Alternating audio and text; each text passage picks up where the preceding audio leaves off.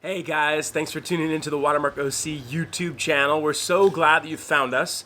We wanted to launch this entire series to have more online connection and community through, of course, the internet. And we know everyone is already on YouTube, so welcome, welcome, welcome. This is a family-friendly place where we can get spiritual direction and encouragement on our lives. We know everyone's already using YouTube. We already have that app on all of our platforms, our tablets, our phones. And so we want to come alongside you, not just in this season of the coronavirus, but beyond for your whole life. This is going to be a great resource for you. And today, the Appleby family is bringing you some of our recent learnings in conflict management. We realized that you guys are going to be in close quarters with this so-called quarantine, and so you're going to be around each other a lot more as husbands, wives, and kids.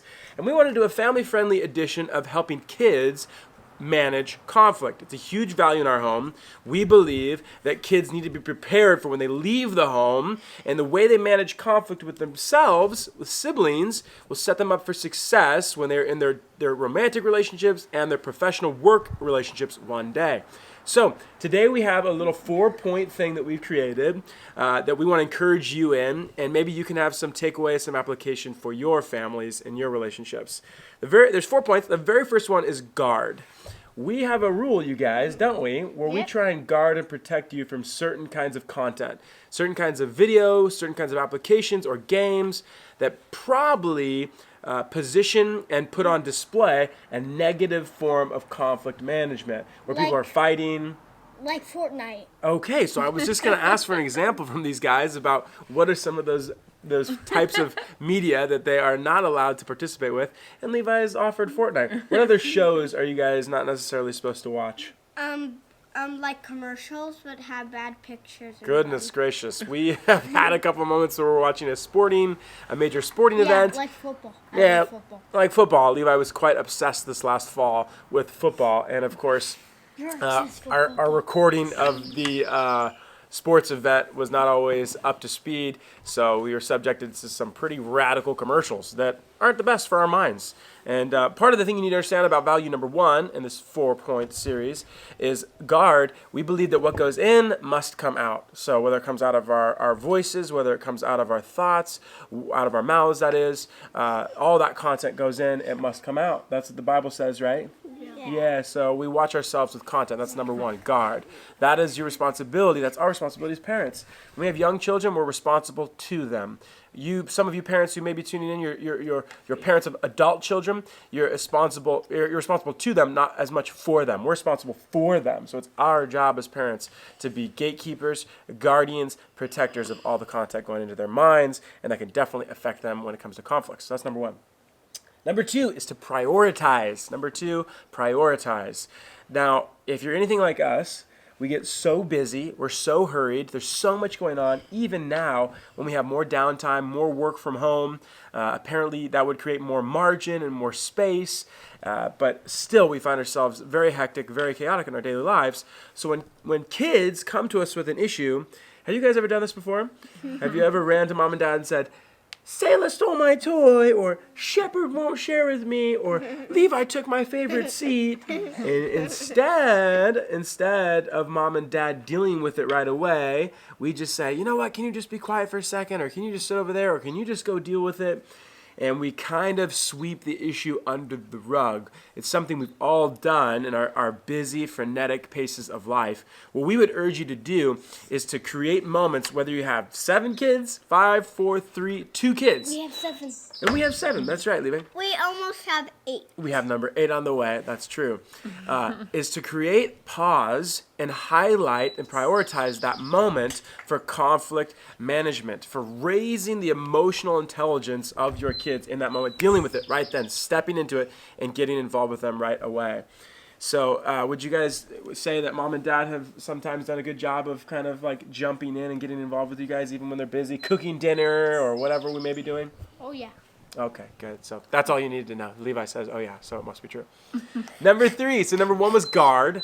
Number 2 was prioritize. Number 3 is encourage. Who wants to tell everyone watching from home about the shells system? What are shells?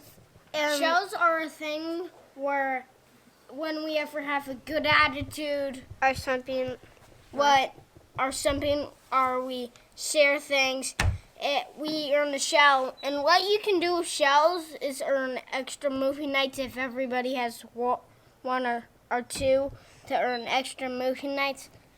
And also, you can get treats and stuff with shells. And yeah, shells are a reward. That's right. That's right. Shells are a reward system. So thank you, Levi, for that. That was perfect. Or a penny system. A lot of people use pennies. So what we do to encourage our kids in conflict management and around the house, random acts of kindness, good deeds, encouraging words, when we see them, we want to highlight them. We have this saying over with our staff at the church, we want to celebrate what we want to replicate. So whatever you want to see more of, whatever you want to multiply, whatever you want to expand, whatever you want to be viral in that way, whatever you want to be contagious in a positive way, this environment, this season is so much about what's contagious. When you want to see positive things spread, you highlight it, encourage it. And so what we do is we have our jars, a bunch of mason jars laid out in the kitchen. Each child has their name on a jar, and then there's a big, huge master jar, and we have shells and rocks that we've collected from the beach. Whenever we see our kids excel in a positive word or a random act of kindness or helpfulness or service, we drop a shell in their jar. And like Levi said, it's a reward system that can be used to pay out for all matters of things, for extra show time, to extra audiobook time, and everything in between. So that's number 3, right, guys, is encourage. We realize, you guys, so much of our houses are filled with conflict and drama and tension and negative scolding. I'm guilty of that. Discipline heavy. I'm guilty of that.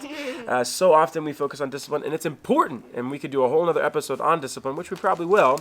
But many times we're very light on the encouragement side of things. Blessing, affirming, honoring. When we see something, we want to highlight it and we want to see more of it. So don't forget, number 3 is encourage, and it's so, so important.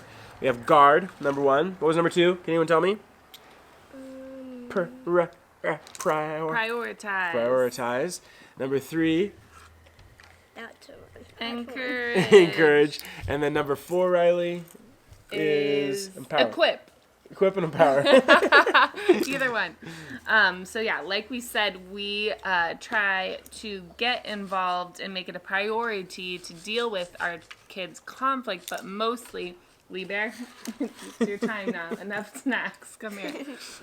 But mostly, we try to equip them to deal with conflict themselves. So we thought it'd be fun if Levi and Evie could exemplify how we have trained them to deal with conflict. So our kind of tool that we use is a simple statement that just says, when you did this, it made me feel this.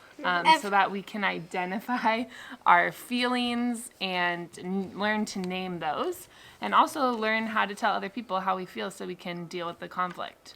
So you guys want to do an example of a conflict? Yes. Okay. Everett, you hit me and it made me feel hurt. So when you hit me, it made me feel hurt. Everett, I'm sorry. Yeah, and so then you guys would. And then Everett, let's say that there was part of the conflict that made you feel something. Do you want to say one? No? You're feeling too shy? Okay, well, if Everett had feelings as well, then she could say, when you took my toy, it made me feel angry. Right? Or these kinds of things. Good job, guys.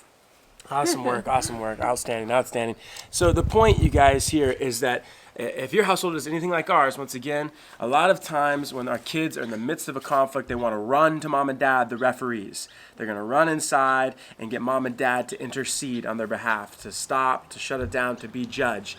And we are, as parents, very easily tempted to do that, just to decide for them, to act for them, to answer for them. When we do that, we take away the power, the delegated power and equipping opportunity.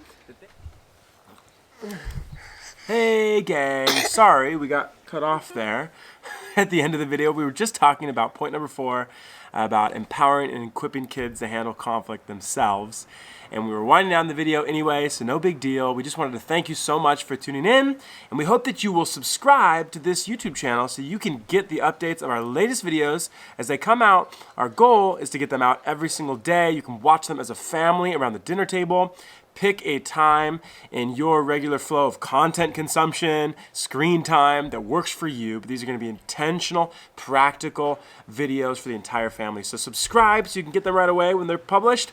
And also, do us a favor and post some comments or questions below under this video about the content that you want to see more of and just how we can serve you best. Thank you again for watching, you guys, for subscribing and for commenting. We will have another video soon, right, Finn? Okay. Wesley? Okay, looks good. Thanks, guys.